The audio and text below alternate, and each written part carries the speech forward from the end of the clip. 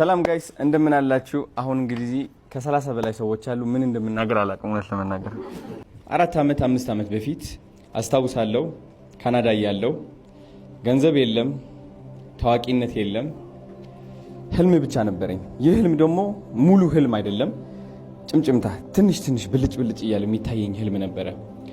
ለምን እንደሆነ ባላቅም ከህፃናቶች ጋር ለየት ያለ ፍቅር አለኝ።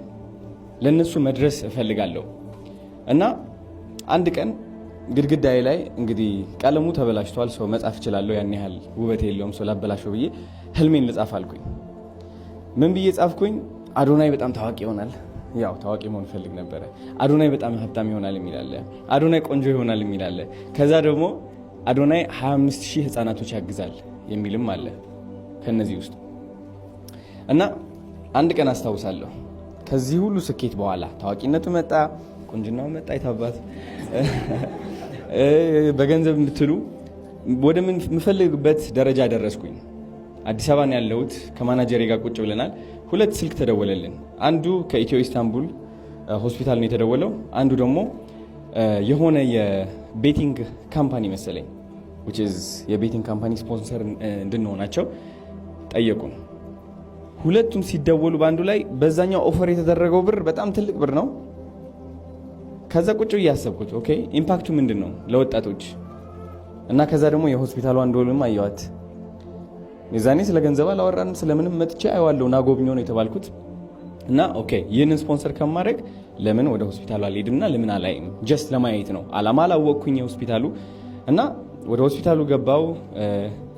ልደት ተቀበለችኝ። ሃይ ልደት በጣም አሪፍ ሰው እና አሳየችን በደንብ አድርጋ ሆስፒታሉ። የታገዙትም ህፃናቶችን አየው። ከዛ ከአቶ ብርሃኑ ጋር ተዋወቅን ማለት ነው። አቶ ብርሃኑ እንግዲህ መጀመሪያ የነገረኝ ነገር ምንድነው 25000 ህፃናት አሉ በልብ ህመም የሚሰቃዩ እና ወረፋ ላይ ያሉ 25000 ኦ ማይ ጋድ አይምሮ ላይ እንደዚህ ነው የፈነዳው። እኔ ከዛ ተደስቼ ነው የነገርኩት 25000 ህፃናት ማገዝ ፈልጋለሁ ብዬ ጽፍ ያለው እኔ ገና በቃ ከ4-5 ዓመት በፊት ካናዳ ያለው።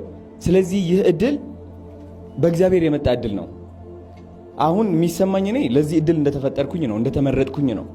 ስለ ሰርቲፊኬቱም አይደለም፣ አሜሪካ ስለመሄዱም አይደለም፣ ስለ 25000 እነዚህ 25000 ህፃናቶች እኮ በሆነ መንገድ ደርስባቸዋለሁ። የልብም ይሆናል የሆነ ነገርም ይሆናል። ግን ደግሞ እግዚአብሔር ቁጭ አድርጎ አመጣልኝ። ይኸው ቁጭ አደረጋት እና ከዛች ደቂቃ ጀምሮ አላማችን አንድ ሆነ። እኔም ከኢትዮ ኢስታንቡል ሆስፒታል ጋር ለመቆም ከሃርት ቱ ሃርት ቺልድረንስ ኤድ ጋር አጠገብ ሆኜ እነዚህ 25000 ህፃናቶችን ለማገዝ ቃል ገባሁኝ ማለት ነው። እዚህም እንገኛለን ሁላችንም። እና አሁን አንድ ነገር እምላችሁ ምንድነው ከ2 ሳምንት በፊት ስለ ልዑል ቲክቶክ ቪዲዮ አይታችሁ ከሆነ ልዑል በልብ ህመም ይሰቃይ ነበር ለብዙ አመታት ማለት ነው። ቁጭ ብላችሁ ካጠገባችሁ ቁጭ ብታረጉት ልጁ ያለው ጥንካሬ ይሰማችሁ ነበረ። አስቡት እስኪ ለ5 ደቂቃ ሙሉ ሳታቋርጡ ሮጧቸዋል። ከዛ ትንፋሻችሁ ቀኑን ሙሉ እንደዛ እያላችሁ እየተነፈሳችሁ መዋል ትችላላችሁ። ልጁ ቀኑን ሙሉ ሌሊቱን ሙሉ እንደዛ እያለ ነው የሚተነፍሰው። አስቡት ምን ያህል ጥንካሬ እንዳለው። ደግሞ ቀልድ ስትቀልዱ ፈገግ ይላል። ልቤ ውስጥ ተስፋ አገኘው። ሃርት ሃርት የሚለው ነገር ለካስ ይህ ነው። የሌላ ሰው ልብ ስታድሱ የራሳችሁን ልብም ታድሳላችሁ። ምክንያቱም ሁሉም ሰው የእናንተ መስታወት ነው። ሌላ ሰውን ማገዝ ራስን ማገዝ ነው። ልብህ ከደከመ ሂድና የደከመ ልብ ምን አግዝ ሲሪየስሊ። እና እኔ እውነት በጣም ደስተኛ ነኝ፣ በጣም ዝግጁ ነኝ። ማርች 21 ወደ አሜሪካ ያው መተን ትልቅ ፈንድሬዚንግ ኢቨንት ይኖረናል። ታሪክም እንሰራለን።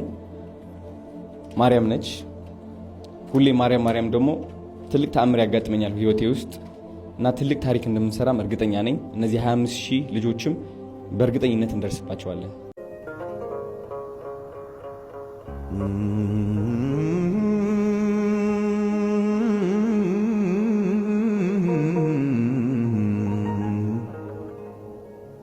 ሁላችሁ ዝም ብላችሁ ኢትስ ኦኬ። እንግዲህ ዛሬ ማለት ነው የሃርት ቱ ሃርት ፋውንዴሽን አምባሳደር የክብር አምባሳደር ሆኜ ልሾም ነው። ኬኩም አሁን ልንቆርሶ ነው ማለት ነው። በጣም ትልቅ ተአምር እንሰራለን። አሜሪካ መተን ጠብቁን። ትልቅ ታሪክ ነው የሚሰራው።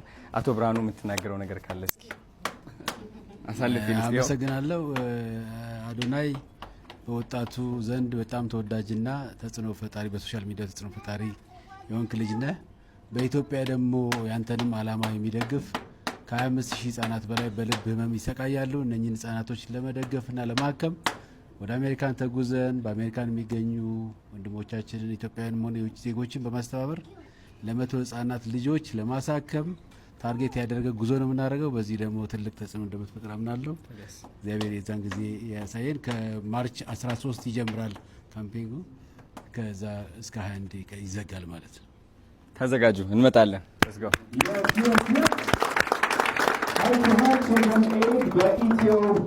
ኢስታንቡል ጀነራል ሆስፒታል ዛሬ ካምፔኑን በአሜሪካ ያስጀምራል። ይህንን ውብ ኬክ ማሪዮት ሆቴል አቅርቦልናል። እባካችሁ ሁላችሁም ጠጋ ጠጋ በሉና እጃችሁ ባይደርስም እስኪ ሁላችሁም እናዚያት ሁላችን ሁሉም እጁ ጠጋ ና ዶክተር ና ግባ የታባ ጨብጨባ ሁሉ ካሜራ ይዟል ነገር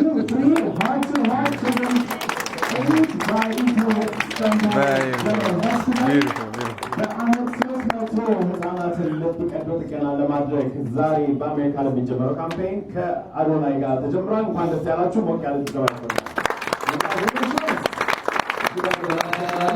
ነገራችን ላይ የህርት በአሜሪካን ብቻ አይደለም የተመሰረተው፣ በኢትዮጵያም ፍቃድ አውጥቶ ህጋዊ ፍቃድ አውጥቶ ጨርሷል። የኢትዮጵያውን ኤፕሪል 24 ላይ ከጣሊያን ሀገር መጥተው 50 ልጆች ከሰሩ በኋላ ትልቅ ላውንች እናደርጋለን በኢትዮጵያ ሀገር ያለው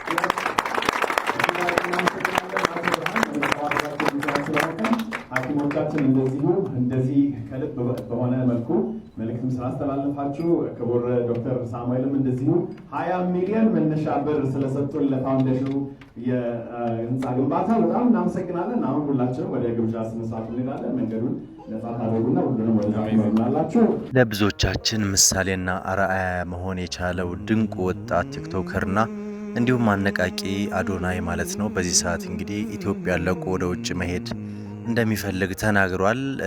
ትልቅ ዝግጅትም ተደርጎ እንግዲህ የሽኝት ፕሮግራም ሲደረግለት እንደነበረ አይተናል። ታዲያ አዶናይ ይመለሳል አይመለስም የሚለው ነገር ብዙዎችን እጅግ በጣም ብዙ ግራ ማጋባት ውስጥ ከቷል። ምክንያቱም በሱ ኢነርጂ በሱ ማነሳሳት ብዙዎች ሰርቫይቭ አድርገዋል፣ ብዙዎች ተለውጠዋል፣ ብዙዎች ወደ እውቅና ደረጃ መጥተዋል፣ ብዙዎች ደግሞ ወደ ስኬት ማማ ወጥተዋልና አዶናይን ማጣት ከባድ ነው። ስለዚህ ወደ ኢትዮጵያ ተመልሶ መምጣት የሚችልበት ነገር ሊፈጠር ይገባል። ከሀገራችን ወጥቶ እንዴት እኛን ጥሎ መኖር ይችላል በሚል ብዙዎች እንግዲህ በለቅሶ የሚሆን በእንባ እየተነጋገሩበት ይገኛሉ።